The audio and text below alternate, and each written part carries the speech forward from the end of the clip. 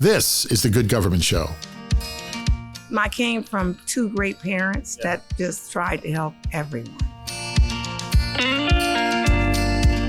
I'm a war baby. I grew up during the Watts riot, stood on my porch and saw the businesses burnt down, and I swore then, I'm gonna fix this one day. My dad would not let us whine. He said, don't cry about it, don't talk crap about it, do something about it. That was the motto in our house. Good government is being transparent to the people you represent, whether it's bad or good. Well, I'm not finished. There's so many more things I want to do, and I'm there because I want to get things done. We do what you want us to do. And if you don't say anything, that course goes in a whole different direction. They can't be on the couch looking in. They got to get off the couch and come on in. We can help you. That's the message the mayor of Fontana, California has for anyone looking to start their own business in the city. Welcome to the Good Government Show. I'm Dave Martin.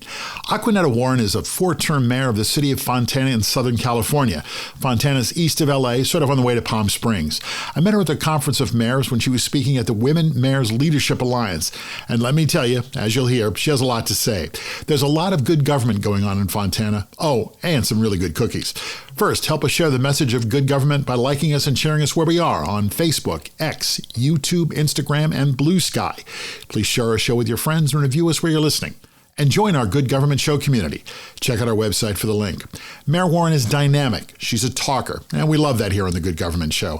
First, she explains how they help people who have an idea for business. We say yes, the mayor says. When someone comes to the city with an idea, the answer is yes. We can help you get started. We talked about a homeless issue, an issue many cities are struggling with. Here's an update. In Fontana, Mayor Warren recently cut the ribbon on a 78-unit apartment building that provides rental assistance for people transitioning out of homelessness. And by the way, she talks about her starring role on the TV show Undercover Boss. Yep, she went undercover and did a lot of city jobs, and you'll hear about that. Go to our website and check out the link, and you can watch. Coming up, my conversation with Fontana, California Mayor Acquanetta Warren. What if World War I never happened? What if these three royal cousins, King George of England, Kaiser Wilhelm of Germany, and Tsar Nicholas of Russia, chose peace over pride? Good Government Show executive producer Jim Ludlow has just released a new book. The Royal Cousins is a gripping alternate history that imagines how diplomacy and courage could have stopped a war that took 22 million lives. If only they'd used the principles of good government. Download The Royal Cousins now on Kindle. It's powerful, timely, and just 99 cents. And all the proceeds support our work here on The Good Government Show. Just search The Royal Cousins on Amazon today.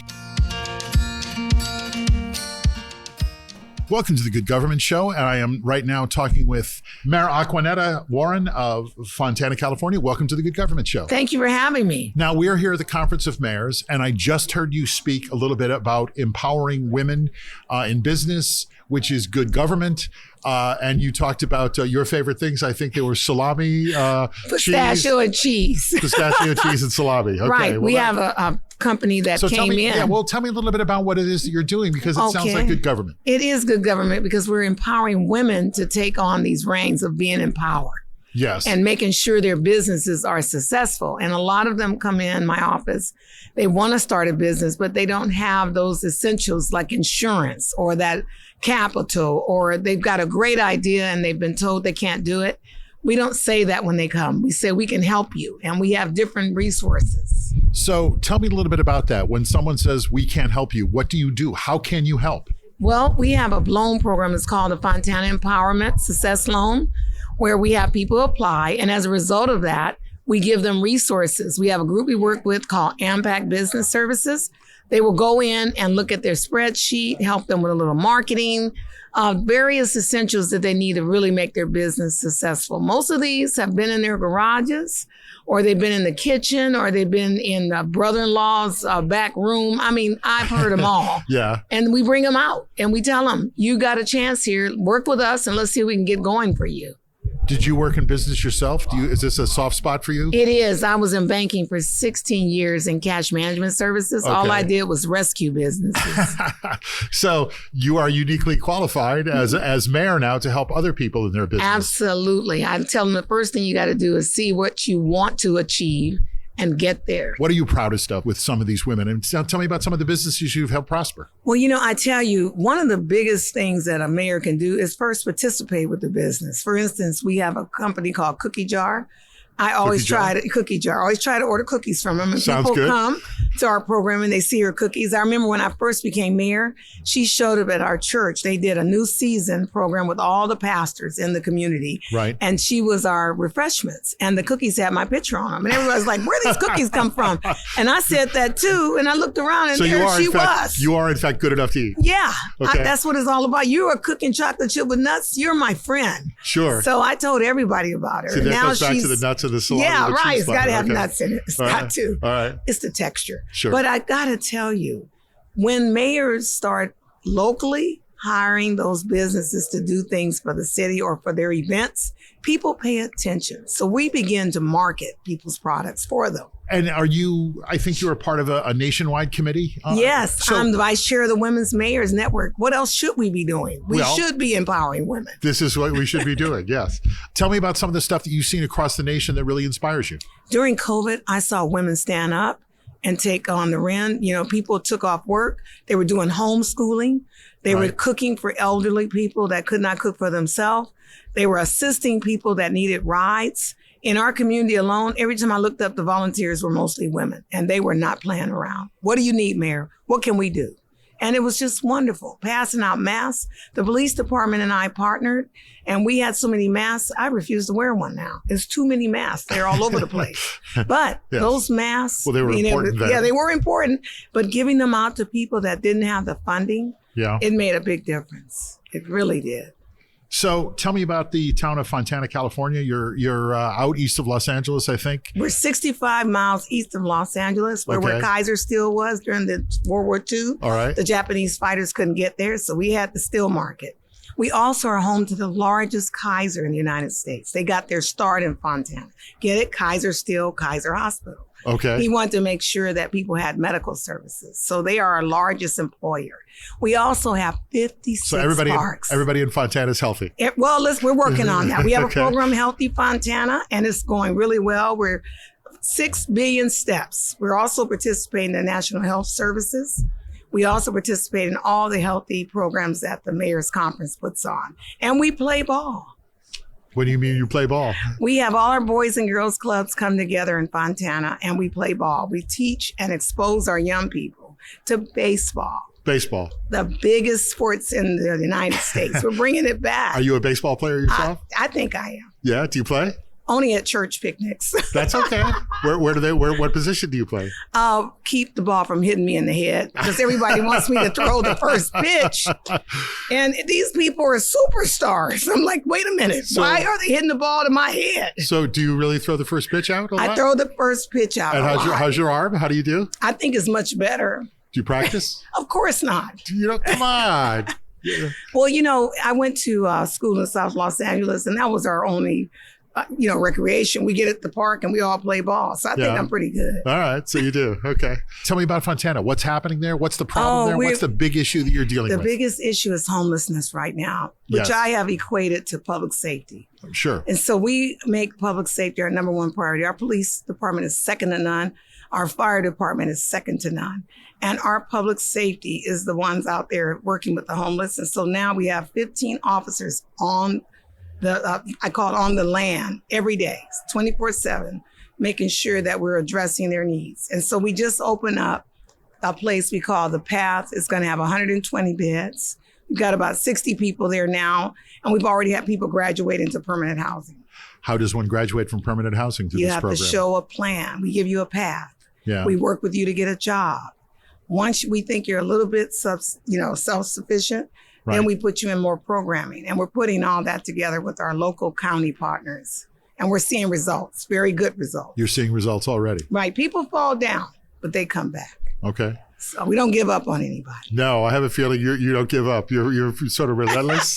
Just a guess. I'm a pest. I'm an educated pest. Okay. That's what they say. Well, I heard you speak, and we've talked for a few minutes now, but I have a feeling you don't let much get by, do you? But we have to help these people. I tell our public, these are our family members. They're our friends. They're our neighbors. Yeah. These people didn't just show up from Mars. They belong to us. So once we find that you're from Fontana or you have a tie to Fontana, we're all in. We're going to help you. But we have those that don't want help, and we haven't given up on them. We just keep asking them. Our officers have told me it takes up to 60 contacts sometimes. But we have a coast team. They have a dog. And that dog brings more homeless people in than anybody else. Why is that? Because people can relate to animals. Okay. And we get them talking about when they were younger, they had a dog. And next thing you know, you've developed a relationship. And that's where our officers tune in and say, look, don't you want to come in? Don't you want to change? Don't you want shelter? We have another program called Bridge of Hope. We just took 42 people out of their vehicles that they were living in there with women and children particularly, and got them in these homes. And now they're excelling. In your career, it sounds like you've almost gone from being a business, finance, banking person to a social worker. But I started. Is that but see, not inaccurate? That's not inaccurate. But I came from two great parents Yeah. that just tried to help everyone. And we were Were little your parents kids. in public service? No, not at all. My dad was in aircraft and my mom was stay at home. Okay. But when it came to people's needs, they activated each other. And so it was not unusual for us to be collecting clothing and things to help people that were coming because they came from the South. Okay. And so they believed when you come from the South, you need to come by Clarence Rudine Harrison's house for a meal and see how we can help you. All right. So there was always a guest at the table. It was always a guest at the table. Okay. And we look and say, we don't have enough food for all these people. They became Jesus with the fish, so it was enough. Family hold back. That's right. is sometimes what you heard. Did it come natural to you to sort of make this? I mean, because when you're a banker, you're about money. You're about, Well, I profit. wasn't You're going to about- be. I went to school for urban planning Okay. and political science. So I had worked for Tom Bradley, and I was on his youth advisory council. And on the weekends, that's what we did. We helped with drug rehabilitation patients. We helped with teaching the gang members to stop killing each other and let's get along here. So you've been at this a long time. So I've been active a long time. I always tell people I'm a war baby. I grew up during the Watts riot, stood on my porch and saw the businesses burnt down. And I swore then, I'm going to fix this one day. My dad would not let us whine. He said, don't cry about it. Don't talk crap about it. Do something about it. That was the motto in our house. That's what your parents taught you. That's what they taught us. So I was always looking for projects that allowed me to work with people. So I love people, and whatever they need, I'm going to do. How did you get from Los Angeles to Fontana? Well, I lived in Compton when I got married. Okay. And there was so much going on there. And the Yes, there last is. riot with Rodney King, my ex-husband said, we got to get our kids out of here before, one, they become gang members, and two, somebody kills you because you won't get out of them. And that didn't last long when I moved to Fontana. They were Yes. trying to raise my L&D rate. Is what he was saying accurate? Yeah. He said, I got to Okay. get my wife out of Compton. All right. Probably a good thing. Yeah. What's Fontana like? Is this It's the beautiful. desert? Is this Palm Springs? We're Is right this- out of Palm Springs too, but Yeah. the difference in Fontana is we are a working community. Okay. And we have the largest footprint of manufacturing, warehouse, industrial. So everybody can work there. You can live there, you can work there, and you can play there. We're trying to keep that model going. All right. And it's family orientated. So we do all of our programming around families. And it makes a difference because we don't want our kids hanging out. So that's why we wanted all these parks. Sure. No excuse, plenty of things to do. What's your biggest challenge? Biggest challenge in making sure that people know about what we're doing. Well, I'm here to help. Okay. But the other part is, Have like everybody I listen said, in town, would you? that's right. Oh, yeah, they Good. will. We'll Okay, put it good. on our connecting. Good. But the other big challenge is making sure we keep people safe. And so that's why we invest in our police department to make sure they have all the tools. And we also invest in our community so they know to tell us what's going on. So I have a great working relationship to the point I can't hardly go to the market because everybody's all over me when I'm walking around. I was going to say, so does it take you a while to go pick up milk and eggs? Yes. Oh, yes. Yeah. But if we have a challenge going on, because we're always doing something, people want to be a part of it. Yeah. So they'll come to the office and ask, how can I help you, Mayor? So it's really good. You look out. I was talking to a mayor a while back, and his wife has forbidden him to go to the hardware store ever again. Whoa. She said, no, you say, I'm going to the hardware store, I'll be right back. Come back 3 hours later. Exactly. You're back 3 hours later. So no, you can't do that anymore. But I had the pleasure of being an undercover boss, and it showed how great our city really was.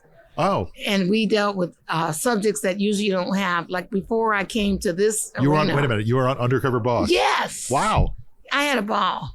I bet. Not during that time. It was 120 degrees outside. And they had me working with fire and sewer and the parks and the police department. It was an adventure.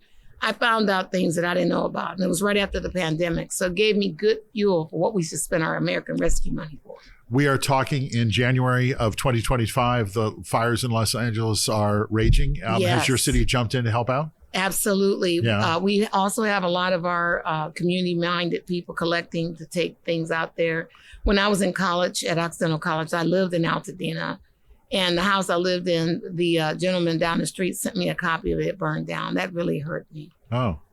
But you're far removed from what's going on. We're far removed in that we're not there physically, but mentally and supportive-wise, our city is with LA 100%. You heard me say LA strong, Altadena strong. Yeah. Those communities have to come back, and I will support LA County and the city of LA, Karen Bass, the mayor, in any way we can to help them get back on their feet.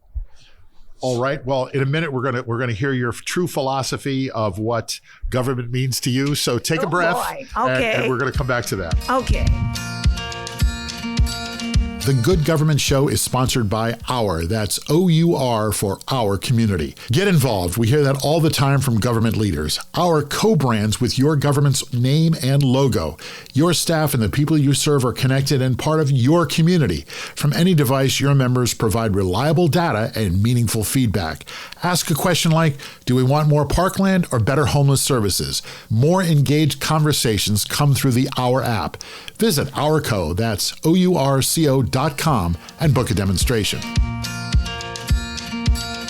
These are difficult times, and if you believe in justice, progress, and democracy, the news you read and listen to can be pretty depressing. And that's why there's a new podcast called Good News for Lefties and America.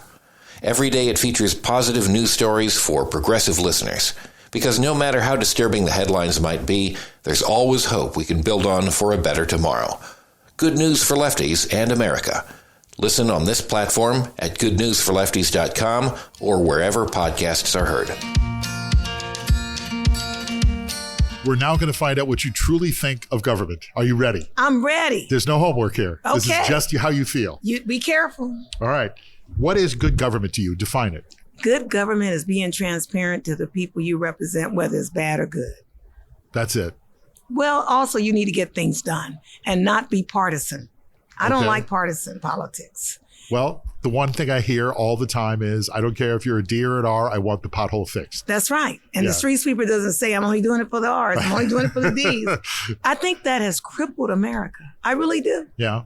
And we as mayors are determined not to let that stifle our progress. So when the president just said that he sent the money directly to cities, we fought for that because we didn't want our money massaged by the state or the So we county. just heard from President Biden, who Yes. spoke, I think, one of his last probably public speeches, and he said he delivered to the cities. did. And thank the cities for doing the work. And the other part is he allowed me to speak to represent all the mayors and all the governors at the bipartisan infrastructure signing. And I let the roof off the top because I was so happy that it was bipartisan and that we were moving forward. The infrastructure in the United States is past third world country. See, somebody agrees with me. There you go. So how do you judge your success? Not just being elected or reelected, but how do you decide if you're doing a good job week to week, month to month? People will come up to me and thank me for things that I had nothing to do with. Do you say thank you? I sure do. Okay.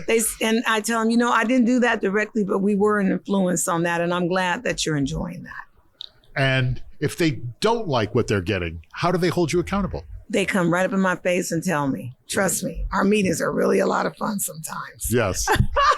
They come right up to you at the back at the grocery store. Right, or at church, or if Yeah. I'm doing some with my grandkids, They'll whisper it because they don't want to scare them. And then people email me, text me, direct message. Or at the baseball game? At the baseball game. We had a power outage during all of this stuff going on in LA. Yeah. And I tried to call everyone back, tried to answer every email, every direct message. Do you? I do. Eventually I try my get to them best. all? All right. I bet you I get to them all. So if people don't think, they're getting good government, the government they want, the government they feel that they should have, what should they do? They should show up and say that. But don't just say it. Tell them what their thoughts are. And that's what we try to do. We have a number of councils. Like I have a homeless council with various community leaders around our city, as well as providers. And they are telling and giving us information about our policy. The other thing is we have our Mayor's Youth Advisory Council. The youth, they're the most outspoken part of our community. They have no qualm about the way they handle things. They will tell you straight out, you're lousy, you're not doing what I need done, and I'm young and I need you. Yeah. And we sit down and we talk and I make a friend. And you have to listen to them. I have to listen to them. And then we also have my education Do you have any coalition. programs that bring youth into government? Oh, yes. Our like Mayor's what? Youth Advisory Council. We have different boards that they can participate in. We work with the county, making sure that the young people know what the county does, what the city does. Has any of that led to real actual change? Oh, yes. Like what? For instance, they wanted the cigarette butts out the park. That was a big deal to these young people. Sure. And we worked with them and got them out the park. We stopped having people smoke in the park. Can't smoke in the park now. And that cleaned it all up? That's cleaned it all up, and the kids were happy. I bet. So you've said you've been mayor for how long now? 14. Let's see, going on 15 years. I'm 15 in my years. fourth term. Fourth term. Yes. Going to keep going? I think so. I'm going to run again. Okay. I'm still going to get 5. All right. I think I'll get it. All right. Well, your staff is standing here to the right. They're nodding their head and going, yep. So Well, I'm not finished. There's so many more things I want to do, and I'm there because I want to get things done.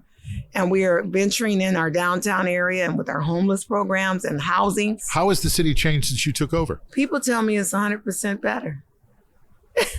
Basically, I was on the council in 2002. I was the first African-American appointed. Right. I'm the first African-American mayor, female. Really? So first female too. So I got, they got a double whammy there.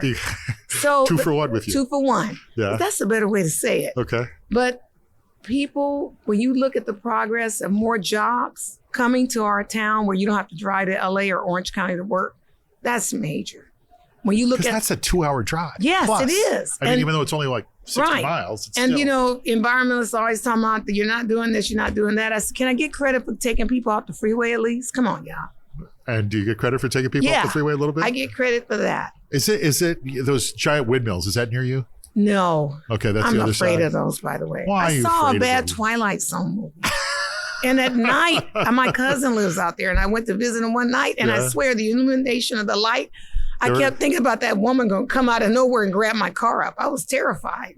That won't happen, right? I hope not.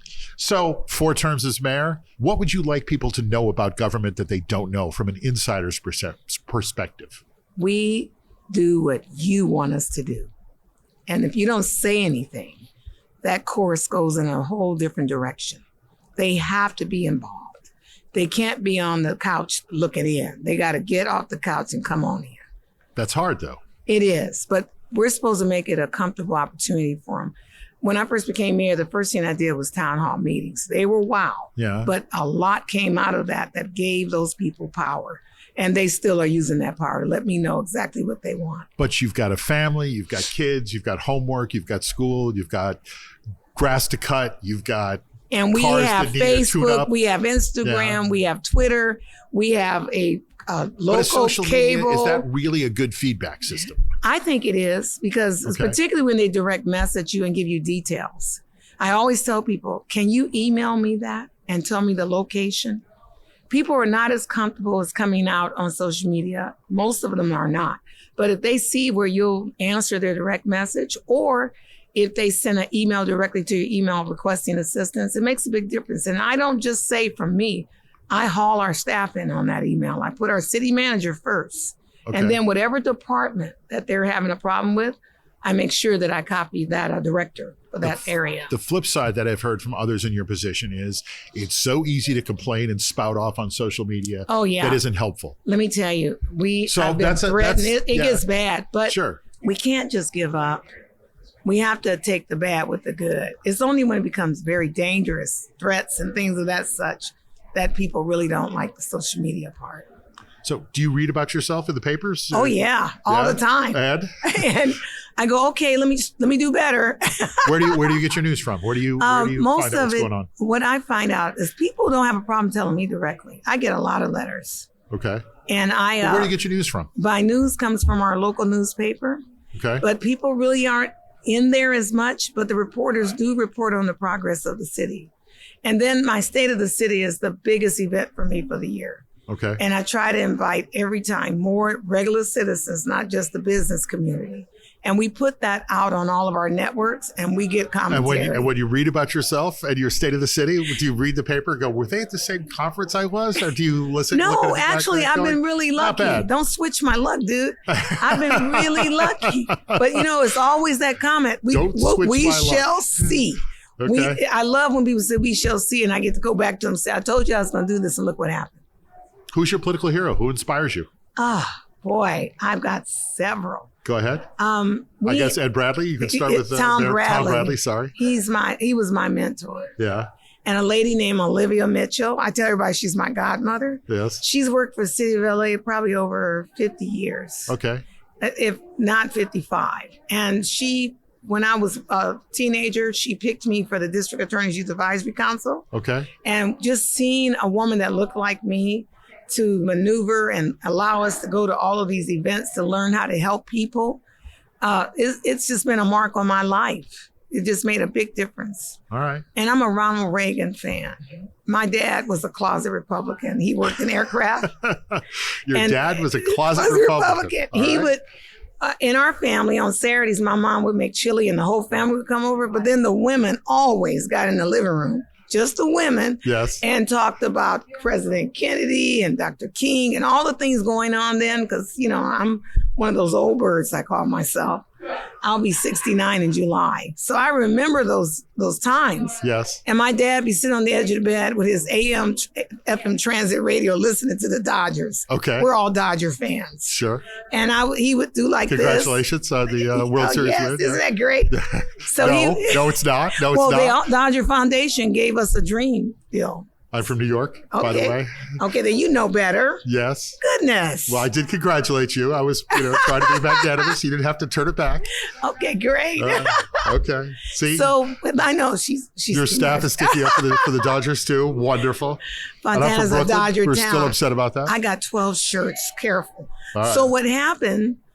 He would wave to me to come in, and we sit on the edge of the bed, and he just told me, he said, we got to diversify. And I said, what is that? He said, we have to be on both sides so that we can have work. And that stuck with me. Okay. So I believe in talking and work with anybody. All right. So your dad inspired you in some ways, yeah, too. He did. Right. You have sort of outlined sort of a long history of service and giving back and looking out for other people. Did you always envision a career in politics? Was it not at all? I ran from it. You ran from it? Yeah, because I thought urban planning and government was your I thought I could do studies and help generate policy. Yeah. Not being in the front of it. And now? And now here I am. So I'm taking advantage of right in the front. Everybody that knows me through the years always laughs. But somebody that ran away from this, look what happened to you. Look at you. Fontana, California, Southern California. I've never been to Fontana. You got to come. Okay, what are we having? Where are we going? What's for dinner? Okay, I'll tell you. I just finished making gumbo. I got some Cajun in me. So I like frying fish. I like barbecue. You're talking gumbo and barbecue? Gumbo, barbecue is going to be all on there. That's how Healthy Fontana got started. The mayor at that time was so obnoxious. And Kaiser came out to talk to me because I was a new council person. Everybody had a passion. Yes. So I said, I'm going to be Oprah Winfrey, and I'm going to put fat on a big old trailer and everybody lose weight with me. And they came in and told me the statistics for women for heart disease. Sure. And the amount of children with diabetes. I went to tour the school, and there was a long line out the nurse's office. I said, what's wrong? Why aren't they doing recess? They said they're diabetic. They need their insulin. That touched my heart. Sure. So we did a Healthy Fontana program, which ended up being one of the first programs with Michelle Obama. Does this mean we can't get brisket with mashed potatoes and gravy? We're going to get it all, but we're going to eat, and then we're going to go for a walk. Okay. All right. And we're going to be moderate on it. We're going to be just a little taste, not too much. Take the majority home. As long as I don't see you eat it, I'm good. But I love to cook. I love to entertain and feed my family. What do you cook? What's your specialty? Oh, my specialty is my gumbo, my chili. People fly in to get my gumbo. People fly in to get your gumbo. Yep. They love my gumbo. I'm going to get your home address before we're done. It's the Good Government Show. We always bring it back to good government. Tell me about a project that you created as mayor that you're really excited about. You know, we have a program called Fontana Walks, and that's the 6 billion steps. Okay. I said, everybody can walk, but we need to walk together. And there are a lot of great conversations. You can bring your fur babies, and we just have a great time walking. And I get a lot of feedback during those walks. People will come to the walks just so they can talk to me and the other council members. Wow. Oh, the whole city council does it with you? Yeah. Well, 2 of them won't walk, but they at least sit up on the stage and wait for you to come back. You can't get them motivated a little bit? Not even a little bit? I have tried, trust me. All right. Well, listen, it's been a pleasure meeting you and talking with you, Mayor Acquanetta Warren of Fontana, California. Keep up the good work. I have a feeling you will, and really excited to hear some of the stuff that you did with some of the women in business, which is what I attracted. And we're not finished. This is just the start. To talk to you about that. So thanks for coming. Thanks. Good to meet you. Thanks for coming on the show. All right. Thank you. It's a pleasure. And good luck in Fontana and keep the women empowered. That's right. There you go. After you get done with this episode, hear more good government stories with our friends at How to Really Run a City.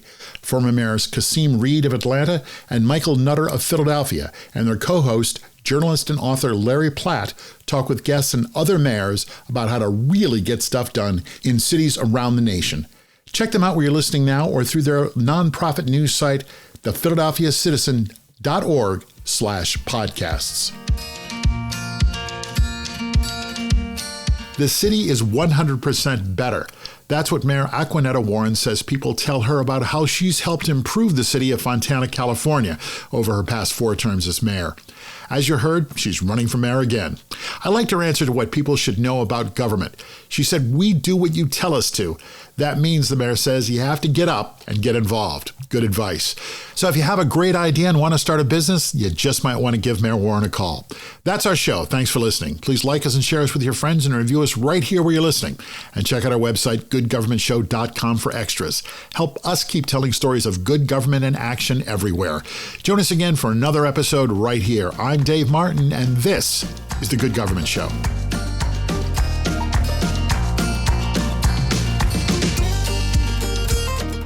The Good Government Show is a Valley Park production. Jim Ludlow, Dave Martin, that's me, and David Snyder are the executive producers. Our show is edited and produced by Jason Stershic. Please subscribe, then share us, and like us and review us. That's the best way to make sure we're able to keep telling these stories of our government working for all of us. Then listen to the next episode of The Good Government Show.